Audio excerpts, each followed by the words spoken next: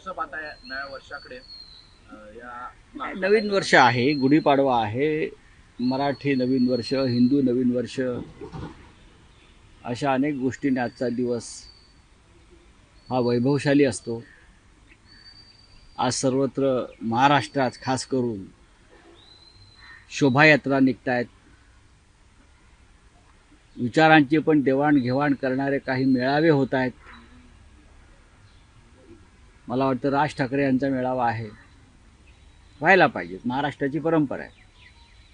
त्यानंतर देशाचे पंतप्रधान नरेंद्र मोदी आज नागपूरला संघ मुख्यालयात येत आहेत. त्यांच्यातला संघ स्वयंसेवक जागा झालेला आहे. काही दिवसापूर्वी सौगाते मोदीमुळे त्यांच्यातला एक निधर्मी राज्यकर्ताही जागा झाला होता. आजच्या गुढीपाडव्याला हे एक महत्त्व आहे की आमचे मोदीजी हे ईद आणि हिंदू नववर्ष एकत्र साजरं करत आहेत. त्याच्यामुळे आम्हाला आनंद आहे. हा देश अशाच पद्धतीनं चालला पाहिजे. मोदींनी जर त्यांच्या अंधभक्तांना नियंत्रणाखाली आणलं तर नक्कीच या देशामध्ये सुखशांती, समृद्धी आणि शांतता नांदेल. दुर्दैवाने तसं घडत नाही आहे. मोदी स्वतः वेगळं वर्तन करतात आणि त्यांचे अंधभक्त टोकाचं वर्तन करतात. निवडणुका आल्या की मोदी या देशामध्ये इतर कोणते धर्म नांदतायत याचा विचार करत नाहीत आणि मग ते एकधर्मीय राज्यकर्ते होतात निवडणुका आल्यावर.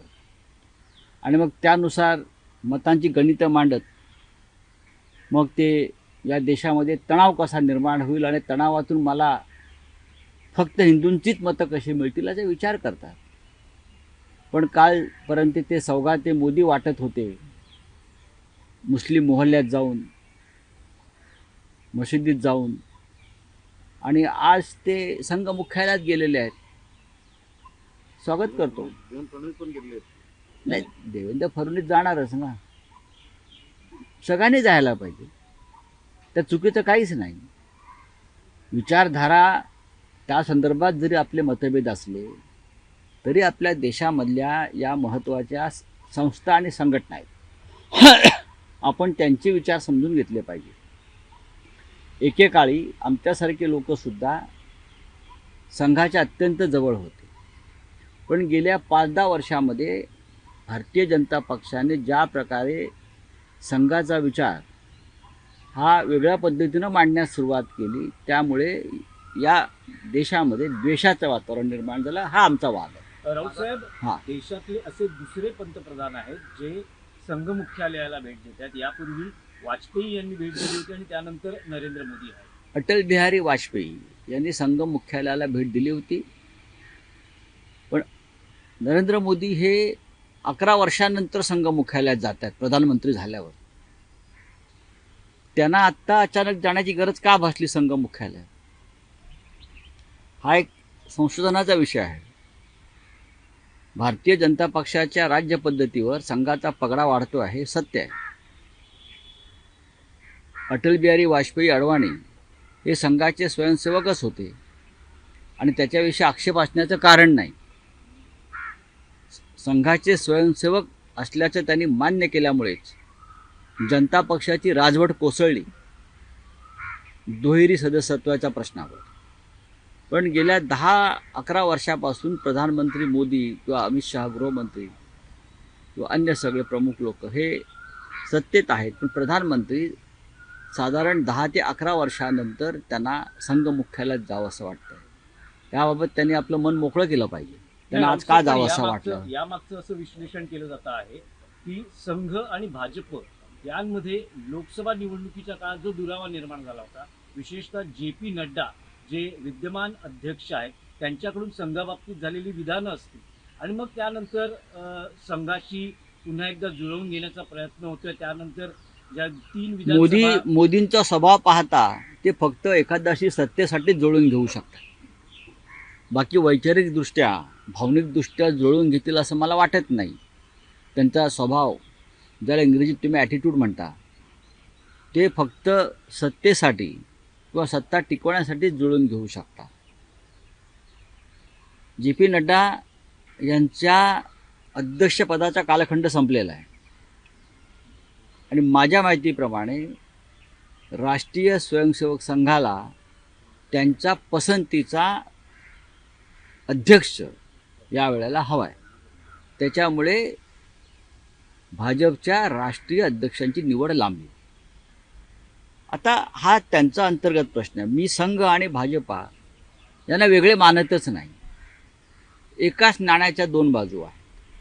जरी आमचा राजकारणाशी संबंध नसला असं जरी ते म्हणत असले किंवा भाजपवाले आमचा संघाशी संबंध नाही असं म्हणत असले तरी दोन्हीही संस्था, एक राजकीय पक्ष आहे, एक त्यांची संस्था आहे, हे दोन्ही एकच आहेत आणि एकमेकाच्या विचारांना हातात हात घालून काम करत असतात.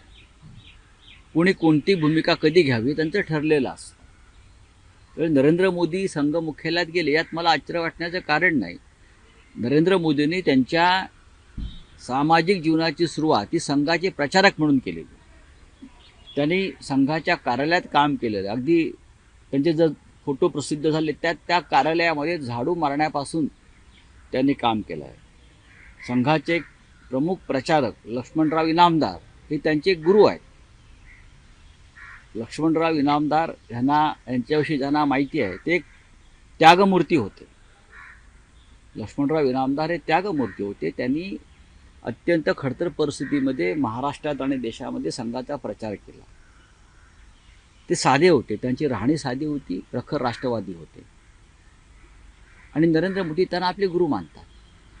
आता गुरुचे किती गुण त्यांच्यामध्ये गेले ते गेल्या 10 वर्षात आपण पाहिलं. नाही, पण राऊत साहेब असं म्हटलं जातं आहे की भाजपच्या अध्यक्ष निवडीबाबत आज मोहन भागवत आणि नरेंद्र मोदी यांची चर्चा होईल. नक्कीच अशी बाहेर चर्चा आहे.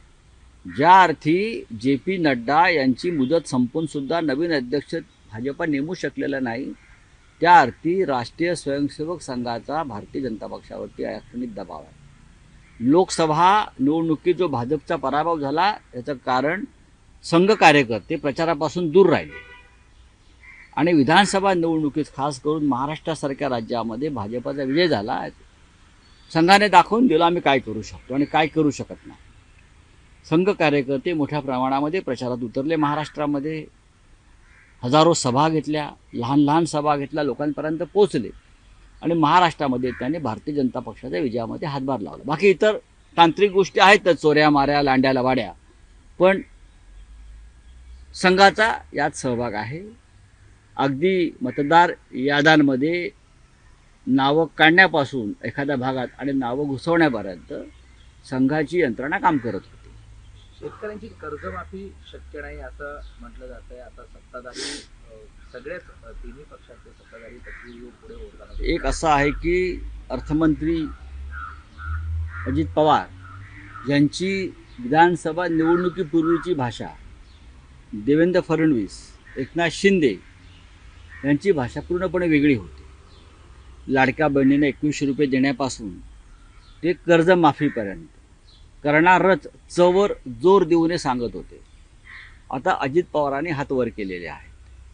खरं म्हणजे अजित पवारांनी राजीनामा द्यायला पाहिजे. जर ते कर्जमाफी करू शकत नसतील आणि लाडक्या बहिणींना 2100 रुपये देणार नसतील तर महाराष्ट्राच्या जनतेचा वचनभंग केल्याबद्दल त्यांचा राजीनामा जनतेने मागण्यापेक्षा त्यांनी स्वतःहून नैतिकतेच्या मुद्द्यावर राजीनामा दिला पाहिजे.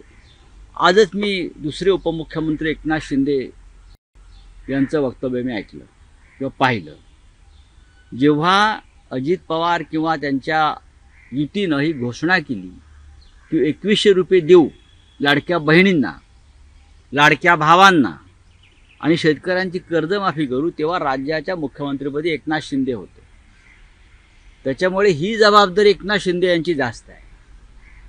ते मुख्यमंत्री असताना तुम्हाला जनतेला वचन दिलं आणि आज ते डेप्युटी सीएम आहे.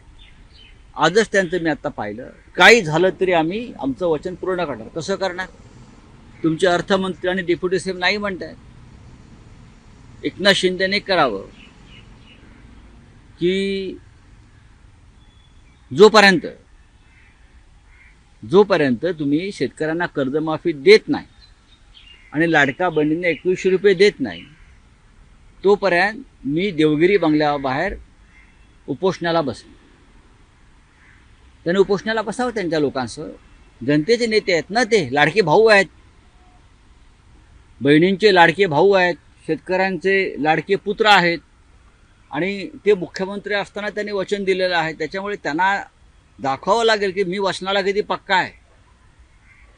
प्राण जाय पर वचन न जाय ही एका शिवसैनिकांची आणि मराठा मावळ्याची एक भूमिका असते. प्राण जाय पर वचन न जाय.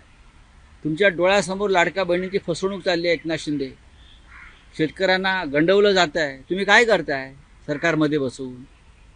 अजित पवारांच्या दारासमोर उपोषणाला बसा, आंदोलन करा. शिवसेनेचा आत्मा आंदोलन आहे. जर तुम्ही खरे शिवसैनिक असाल, तुमच्याकडे जरी नकली शिवसेना असली तरी तुम्ही स्वतःला शिवसैनिक मानता ना, मग देवगिरीच्या बाहेर करा आंदोलन. राऊतसाहेब, आज मनसेचा गुढीपाडवा मेळावा शिवाजी पार्कवर आयोजित केला जातो आहे. राज ठाकरे भाषणात काय भूमिका आता मी कसं काय याकडे सांगू? लक्ष असेल, कारण राज ठाकरेंची विधानं ही नेहमी राज चर्चा आणि ठाकरे बातमीचा विषय बघा, ठरतात. राज ठाकरे यांचा पक्ष सध्या भारतीय जनता पक्षाचा मित्रपक्ष आहे. आता मित्रपक्षाचा, भाजपच्या मित्रपक्षाचा तो मेळावा आहे, त्याच्यामुळे त्यांची भूमिका मी पाहतो ही भाजपा धर्जिणी किंवा मोदी अमित शहा यांना धरून असते. त्यांच्या घरी लोक चहा पानाला येतात सगळे हे भाजपचे वगैरे. आता ते त्यांनी काही जरी भूमिका घेतली तरी त्या भूमिकेवरती भाजपची छाप असेल, भाजपचा प्रभाव असेल. उद्याच्या महानगरपालिका निवडणुकीमध्ये भारतीय जनता पक्षाला सोयीची काय भूमिका घेता येईल अशी भूमिका राज ठाकरे घेऊ शकतात. यापूर्वी त्यांनी घेतलेली आहे. खरं म्हणजे आज महाराष्ट्र आणि मराठी माणूस संकटात आहे. महाराष्ट्राला कमजोर केलं जात आहे, मराठी माणसाला दुबळं केलं जात आहे. अशा वेळेला भारतीय जनता पक्षाला साथ देणं, एकनाथ शिंदेसारख्या लोकांना मदत करणं हे महाराष्ट्राच्या एकंदरीत अस्मितेला आणि स्वाभिमानाला परवडणारं नाही आहे. आणि मराठी माणसाला कमजोर करणाऱ्या भूमिका राज ठाकरे यांनी घेऊ नये अशी एकंदरीत आमच्या सारख्यांची अपेक्षा आहे. राऊतसाहेब, कुणाल कामरावर आणखी 3 गुन्हे दाखल झालेले आहेत. आज सामनामध्ये रोकटोकमध्येही कुणाल कामराचं समर्थन केलं गेलं आहे आणि शिंदे आणि महायुती सरकारवर निशाणा साधलेला आहे. बघा, कुणाल कामराचं किंवा इम्रान प्रतापगडी हे लिहिणारे बोलणारे असे लोक आहेत. सुप्रीम कोर्टाने समर्थन केलं आहे, मी कशाला करू? देशाच्या सुप्रीम कोर्टानं सांगितलं आहे कुणाल कामराला, इम्रान प्रतापगडी, अन्य कोणालाही आपलं विधान, आपल्या भूमिका मांडण्याचा पूर्ण अधिकार आहे. या देशाचं स्वातंत्र्य इतकं कमजोर नाही आहे की एखाद्या कवितेमुळे, एखाद्या गाण्यामुळे ते डळमळीत होईल. हे सुप्रीम कोर्टाने सांगितलं आहे. असं असताना जर या महाराष्ट्रामध्ये कुणाल कामराच्या विरुद्ध गुन्हे दाखल होत असतील तर ते दुर्दैव आहे.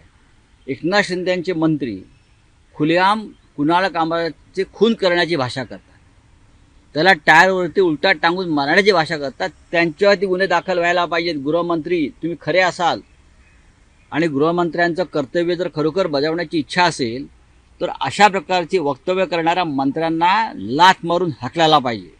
ही तुमची व्यक्तिगत मतं असतील तर कॅबिनेटचा राजीनामा देऊन तुम्ही मतं मांडा. नाही, पण राऊतसाहेब, जे कुणाल कामरानं गीत म्हटलं किंवा रचलं ते विडंबन नसून प्रतिमा हनन गीत आहे. मला असाही असं एक बघा, मतप्रवाह आता किंवा असाही गेले एक सूर आहे. गेले काही दिवस एकनाथ शिंदे किंवा त्यांचे लोक ज्या प्रकारची वक्तव्य करतात ते आमचं किंवा उद्धव ठाकरेंचं प्रतिमा हनन नाही का?